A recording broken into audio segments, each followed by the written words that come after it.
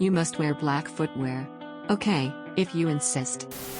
When I was younger, I worked in an office for a printing company. My boss was notorious for his strict adherence to company policies, particularly when it came to dress code. One day he made an announcement that all employees must wear black footwear with no exceptions. This rule caught my attention, and I decided to have some fun at my boss's expense because he really was an awful micromanaging boss. You could never do anything right. So the next day, I walked into the office wearing black flippers, diving flippers, instead of traditional black shoes, which is clearly how black footwear is meant to have been interpreted. As I made my way down the hallways, all my colleagues couldn't help but burst into laughter. The sight of a professional employee strutting around in flippers was too amusing to resist. Word quickly spread, and soon everyone was giggling and peeking out of their cubicles to catch a glimpse of my act of defiance, or shall we say malicious compliance. When the boss caught sight of my unconventional footwear, his face turned bright red with anger. He stormed over, veins pulsating on his forehead and everything, ready to shout. However, before he got chance to say anything, I pointed out that I was indeed following his policy of wearing black footwear. I think he was close to completely losing it because he stormed off into his office, grunting like a warthog. Technically, I had complied with his instructions, and there was no explicit mention of traditional footwear in the policy. He couldn't take any disciplinary action without seeming unfair. My colleagues found the situation even more hilarious at this point. I got many compliments for outsmarting our strict boss. From that day forward, my act of malicious compliance became legendary in the office. It sparked a newfound sense of rebellion, with employees pushing the boundaries of the dress code in hilarious and imaginative ways. Some wore black sneakers with flashing LED lights, while others donned black high-heeled slippers.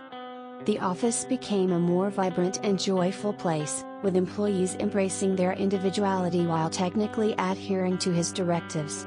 The absurdity of the situation left him fuming, but he didn't want to look stupid by changing his policy again so quickly. It's safe to say we didn't see him in the main office much after that day.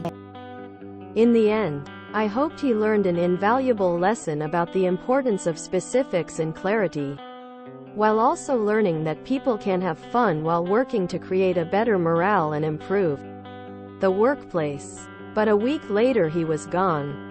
He was replaced by a lovely lady that found this whole situation very funny and complimented us all on how good the morale was here.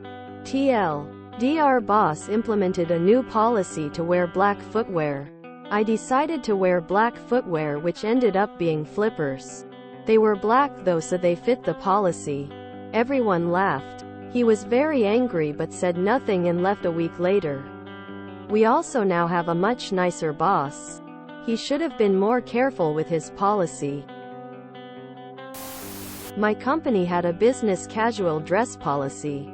My division director defined that as dress shirt and tie with a tie exception for company branded shirts. A company project I support had a summer event with a festive, flowery shirt which was company branded. I wore it to a division meeting. My director confronted me for the inappropriate shirt. I pointed to the company logo on it. After long double take, he shook his head and walked away. You passing offices wearing flippers must have sounded wild. Slap slap slap slap slap slap slap slap slap. Is flippers a regional dialect for flip-flops, or were you legit wearing fins for diving? My nephew was active duty in the U.S. Coast Guard when COVID hit. At his boat's morning muster, his chief, SR enlisted supervisor, announced to everyone they had to start wearing masks beginning at morning muster the following day. There was a nationwide mask shortage. So the questions began. Will the Coast Guard supply the masks? No. There are no N95 masks. What do you want us to do? Any mask. Make a mask if you have to. Just show up with some sort of mask at muster tomorrow. Quote, jokester that he is. My nephew showed up wearing a baseball catcher's mask. So many managers focus on the stupid I've worked for companies in Texas that had a no tennis shoes policy. Texas slang says sneakers are called tennis shoes. Tennis shoes, to me, are a specific subset of sneakers with a very short sole to prevent rolled ankles and a specific range of sole material, surface for proper grip on tennis courts.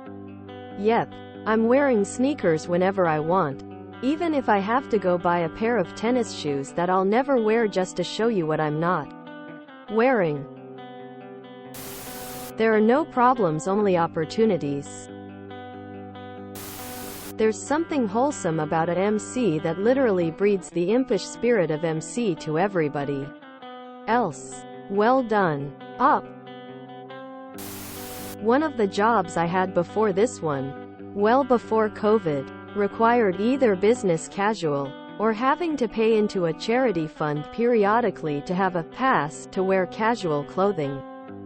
Scrubs counted as business casual, so I just wore scrubs every single day. We weren't even patient-facing, so I have no idea why a dress code had to be a thing. Having worn flippers, they stretch the boundaries of comfort. Boy, are they uncomfortable to walk in. But is that malicious to the nth degree? I am surprised your boss didn't rupture his blood pressure.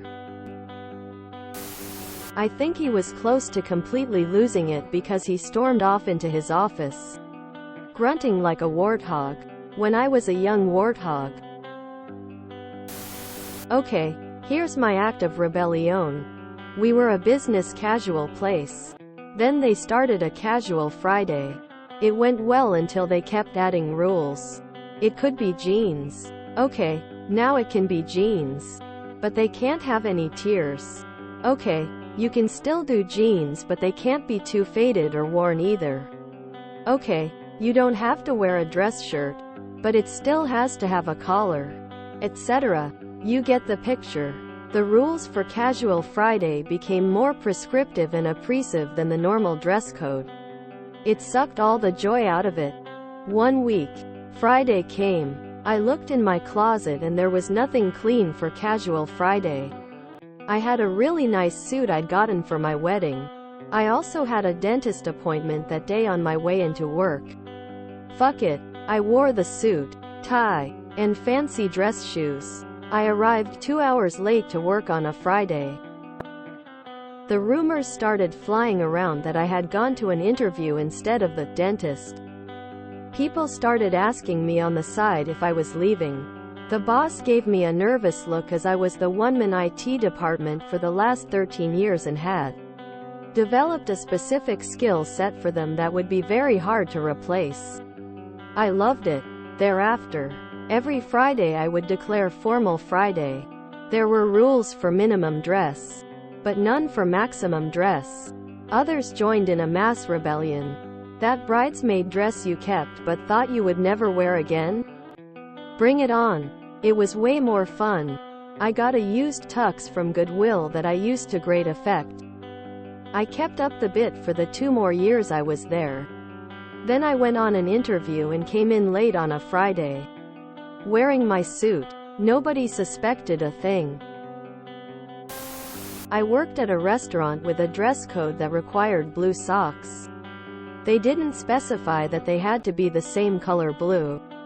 However, Love this story. reminds me of a Halloween many years ago. My hubs and I decided to celebrate, so we dressed up. No one knew what we were doing. Anywho, our district manager, DM, decided to make a surprise visit to see our manager. We arrive in our costumes. Me a cat, him a old-fashioned prison outfit. Our manager looked at us and starts yelling at us. Our DM took one look and burst out laughing tears of joy. Our manager turns bright red and glares at us all day. I needed to read this today. Thank you for the laughs. The office became a more vibrant and joyful place. Such a great result. Thank you for the laugh. Smile. Were it not for the superfluous self-back padding, this would have been a good story. My only issue with this story is that a policy of black shoes isn't all that uncommon or unreasonable. Dress codes exist to make sure people are presenting themselves appropriately and professionally. Some go too far, but black shoes is just normal. If you enjoyed this video, please check out our playlists full of similar content. Epicaricast is like doom scrolling for your ears. Please like, share, and subscribe.